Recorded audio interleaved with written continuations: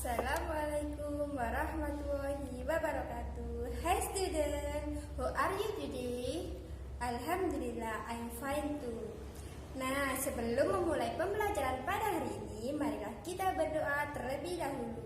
Berdoa mulai. Berdoa selesai. Kita akan belajar tema 7, subtema 3, pembelajaran 5 dan 6. Dengan materi yang pertama undangan tidak resmi, yang kedua proses pengembunan, yang ketiga menghargai jasa para pahlawan, yang keempat seni lukis, dan yang kelima adalah perubahan wujud benda. Kamu telah belajar membuat surat undangan resmi. Kali ini kamu akan membuat sebuah surat undangan yang dipadukan dengan motif seni lukis. Mengisi kemerdekaan dapat kita lakukan dengan berbagai hal yang positif. Mengisi waktu dengan berlatih dan mengasah kreativitas dan keterampilan adalah salah satunya.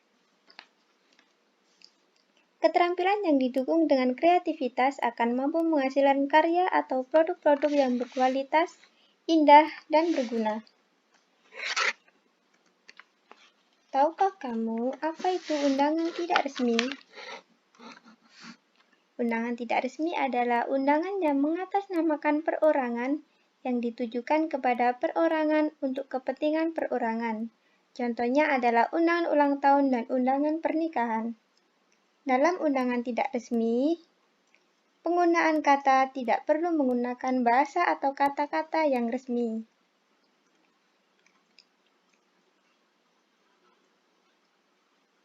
Perhatikan gambar berikut. Pada gambar berikut terdapat dua keterampilan. Yang pertama adalah keterampilan menulis surat undangan dan yang kedua adalah keterampilan melukis. Kedua keterampilan di atas jika dipadukan akan menjadi sebuah karya yang indah dan menarik. Untuk memadukan kedua keterampilan ini dibutuhkan kreativitas dan ketekunan yang baik.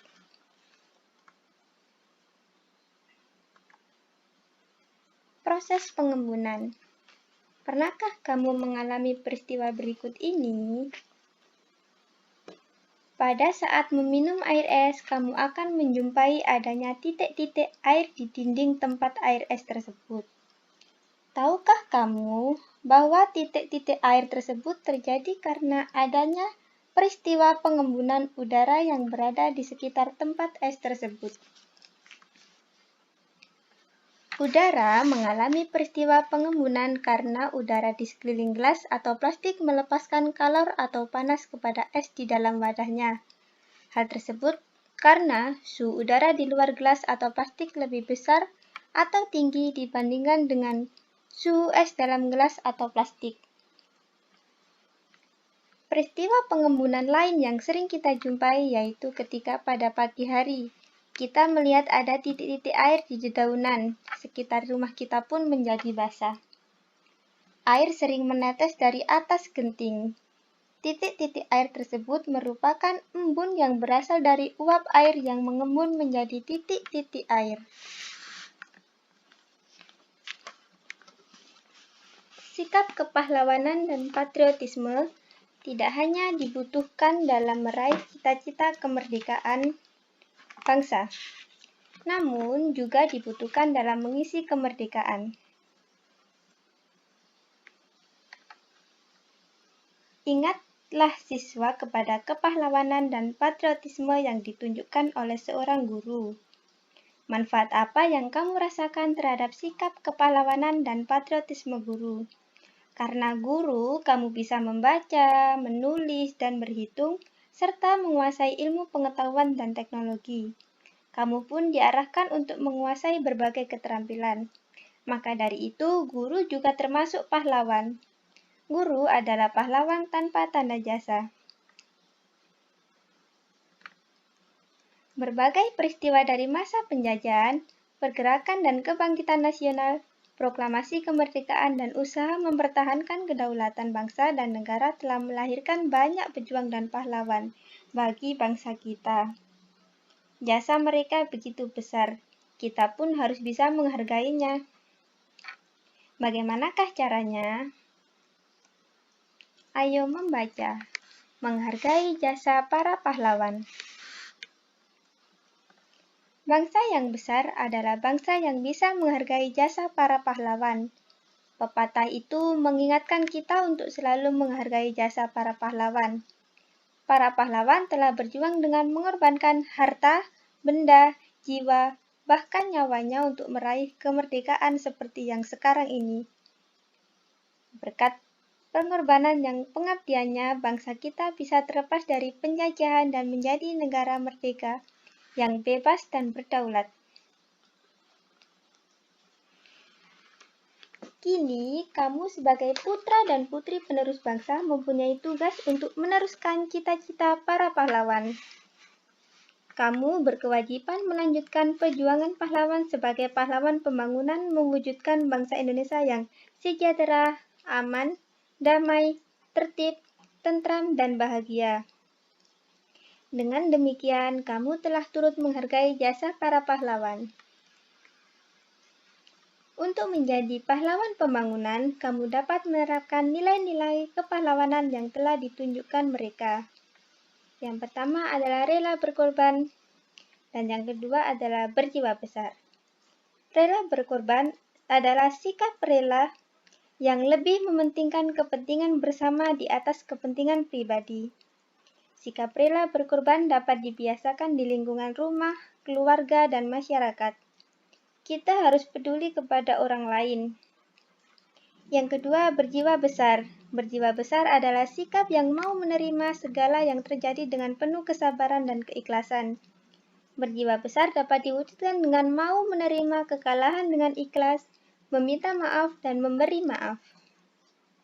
Ayo berlatih. Bagaimana cara menghargai jasa para pahlawan? Yang pertama, dengan meneruskan cita-cita para pahlawan. Yang kedua, mewujudkan bangsa Indonesia yang sejahtera, aman, damai, tertib, tentram, dan bahagia. Yang ketiga, bersikap rela berkorban, mementingkan kepentingan bersama di atas kepentingan pribadi. Yang keempat, berjiwa besar dengan cara mau menerima kekalahan dengan ikhlas, meminta maaf, dan memberi maaf. Sikap yang juga mencerminkan nilai-nilai kepahlawanan adalah cinta tanah air. Sikap cinta tanah air dapat diwujudkan dengan berbagai cara, salah satunya mengembangkan dan melestarikan budaya bangsa. Unsur budaya bangsa yang dapat kamu pelajari dan kamu kembangkan adalah seni lukis daerah. Tahukah kamu apa itu seni lukis? Seni lukis adalah salah satu cabang dari seni rupa yang berfokus pada kegiatan melukis atau menggambar. Berikut ini adalah contoh dari seni lukis.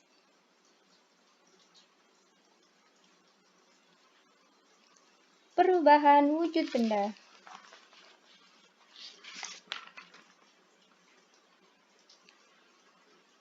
Perubahan wujud benda adalah peristiwa perubahan bentuk suatu benda menjadi bentuk benda lain yang berbeda.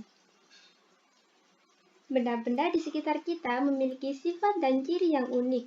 Dengan memahami sifat-sifat benda, kita dapat mempelajari fenomena alam yang terjadi di sekitar kita dengan baik.